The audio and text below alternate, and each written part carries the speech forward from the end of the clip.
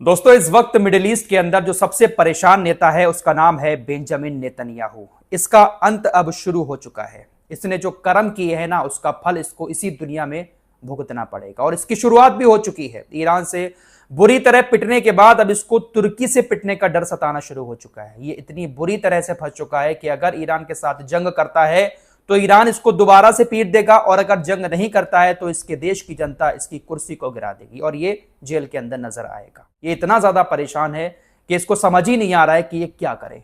Lebanon के border पर Hezbollah को खत्म करने के नाम पर जंग शुरू करता है तो अमेरिका इससे पीछे जाने की बात करने लगता है, और हिजबुल्लाह के साथ सीज फायर करके अगर जंग बंद कर देता है तो इसकी पार्टी के जो कट्टरपंथी नेता है वो इसकी सरकार गिरा देंगे। इसका अंत अब शुरू हो चुका है। ईरान की जंग से पहले यह बंदा अपने आप को काफी तुर्रम खा समझता था, और इसके जो चाहने वाले अंधभक्त हैं इसको दुनिया का सबसे ताकतवर नेता मानते थे। गाजा के निहत्ते लोगों को मारकर, लेबनान के बेगुनाह लोगों के घर तबाह करके ये अपने आप को दुनिया का सबसे ताकतवर नेता समझता था। लेकिन ईरान ने इनकी औकात अच्छे से इनको दिखा दी है। अब ये बड़ी कश्मकश में है कि ईरान के साथ जंग करे तो मुश्किल, ना करे तो मुश्किल। अब इसको तुर्की का भी डर सताना शुरू हो चुका है। इसकी तरफ से एक स्टेटमेंट आया है तुर्की को लेकर। इसने कहा कि देखिए, तुर्की का जो राष्ट्रपति है रजब तैयब एर्दोगान, वो रोजाना इजराइल को दुनिया से खत्म करने की बातें करता है, रोजाना इजराइल को नक्शे से मिटाने की धमकियां देता है। हम इसकी धमकियों को हल्के में नहीं ले रहे हैं, बल्कि हम इसकी धमकियों को सीरियस लेकर आगे का प्लान तैयार कर रहे हैं।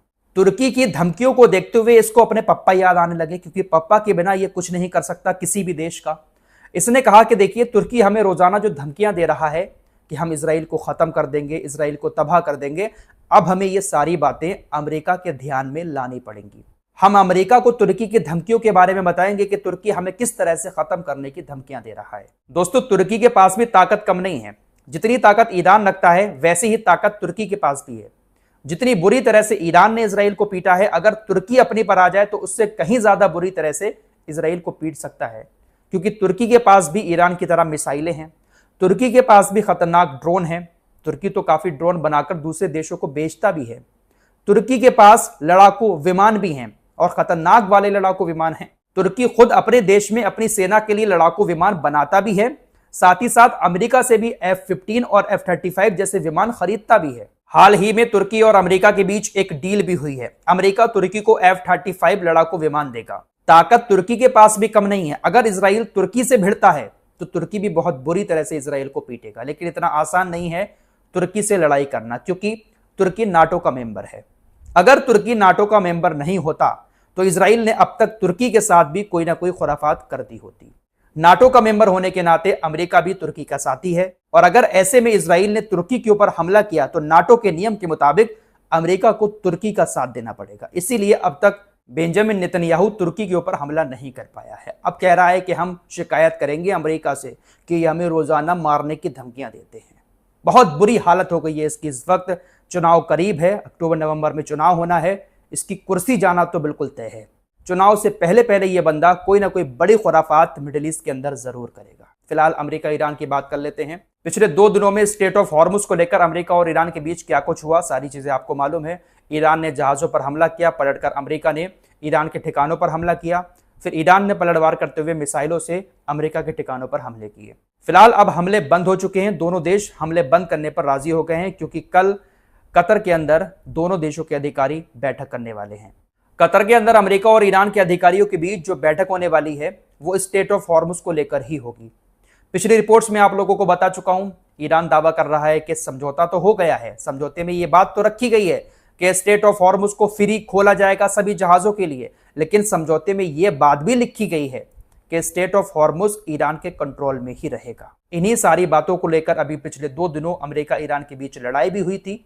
इन्हीं मामलों को लेकर अब कतर के अंदर बातचीत होगी। ईरान के राष्ट्रपति मसूद का भी एक बयान आया है। ईरान के राष्ट्रपति ने कहा है कि कतर के पास हमारा $6 अरब रखा हुआ है। कल की बैठक के बाद हो सकता है कि कतर उस पैसे को ईरान को रिलीज कर दे। $6 अरब कतर के पास है, और कल की बैठक में शायद $6 अरब ईरान को मिल सकते हैं। दोस्तों, कभी आपने सोचा है कि मिडिल ईस्ट में इतने सारे अरबी देश हैं, काफी पैसा भी अरबी देशों के पास है, तेल गैस पूरी दुनिया में अरब देश सप्लाई करते हैं, लेकिन इसके बावजूद भी इजराइल और अमेरिका से आखिर डरे हुए क्यों रहते हैं? कई सारी वजह हैं। अमेरिका ने अरबी देशों को एक दूसरे से डराकर इनकी जमीनों पर कब्जा करके अपने सैन्य ठिकाने बना लिए। अमेरिका से इस तरह से अरबी देश दबे हुए हैं कि अमेरिका हमारी रक्षा कर रहा है, कोई हमारे ऊपर हमला करेगा तो अमेरिका हमें बचा लेगा। इजराइल से इसलिए दबे हुए हैं क्योंकि इजराइल बहुत सारी चीजें इन अरबी देशों को देता है। भले ही इन अरबी देशों ने दुनिया की नजर में इजराइल से अपने रिश्ते ऑफिशियली कायम ना किए हों, लेकिन इजराइल के साथ अंदरूनी रिश्ते इन तमाम अरबी देशों के बने हुए हैं। किसी ना किसी जरिए इजराइल इन अरबी देशों को दबाकर ही रखता है। बड़ी रिपोर्ट सामने आई है। इजराइल का जो हारेत्ज अखबार है, इसकी चर्चा मैंने इस जंग के दौरान बहुत बार आपके सामने की है।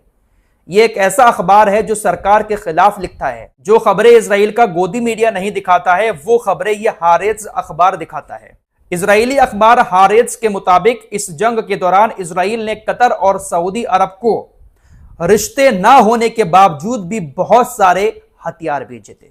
कतर और सऊदी अरब का ऑफिशियली इजराइल के साथ कोई रिलेशन नहीं है। इजराइल के अंदर कतर और सऊदी अरब की एम्बेसी नहीं बनी हुई है, न ही सऊदी अरब और कतर के अंदर इजराइल की एम्बेसी बनी है। दोनों देशों के बीच ऑफिशियली कोई भी लेन देन नहीं है, लेकिन इसके बावजूद भी इस जंग के दौरान इजराइल की डिफेंस कंपनियों ने बहुत सारे हथियार, बहुत सारे सिस्टम कतर और सऊदी अरब को भेजे थे। यह दावा इजरायली अखबार हारेस ने किया है। अंदर अंदर ये तमाम अरबी देश कहीं ना कहीं इजराइल के ऊपर बहुत ज्यादा डिपेंड हैं।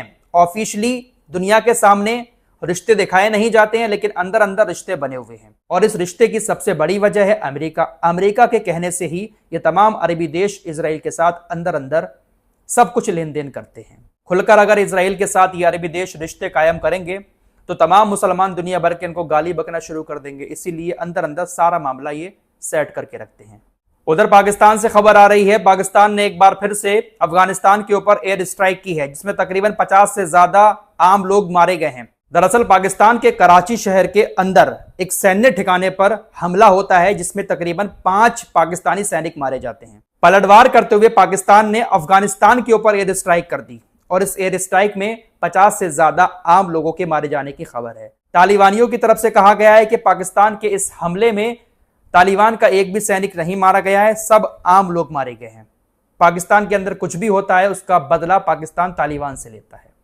यह कोई बॉर्डर पर हमला नहीं हुआ था, बल्कि कराची शहर के अंदर एक सैन्य ठिकाना बना हुआ था पाकिस्तान का, वहां पर धमाका हुआ, वहां पर हमला हुआ, जिसके बाद पाकिस्तान ने अफगानिस्तान के ऊपर एयर स्ट्राइक कर दी। तो इस तरह से पाकिस्तान यहां पर हमले करता रहता है। फिलहाल के लिए इतना ही, कुछ और खबरों के साथ फिर हाजिर होंगे। अपना ख्याल रखिएगा। अल्लाह हाफिज।